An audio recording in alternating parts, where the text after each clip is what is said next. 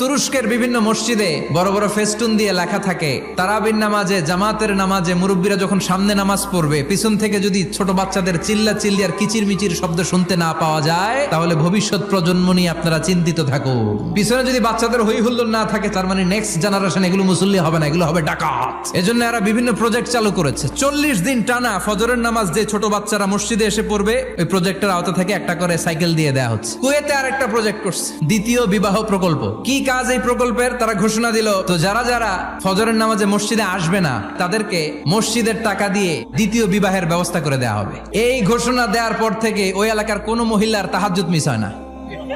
ফজর তো অনেক দূরে, তাহাজ্জুদের সময় থেকে হাজবেন্ডে ডাকা শুরু করে, মসজিদে যাও। অনেক দেশে তারাবি পড়েছি রামাদানে, ছোট বাচ্চারা পিছনে অনেক কিচির মিচির করে, হঠাৎ অ্যানাউন্সমেন্ট দেয়, বাবা মারা ছেলে মেয়েদেরকে শান্ত করেন। কিছুক্ষণ শান্ত, 2 রাকাত পরে আবার চিল্লাচিল্লি। এজন্য ছোট বাচ্চাদেরকে মসজিদ থেকে তাড়িয়ে দেওয়া যাবে, এদেরকেও নিয়ে যান।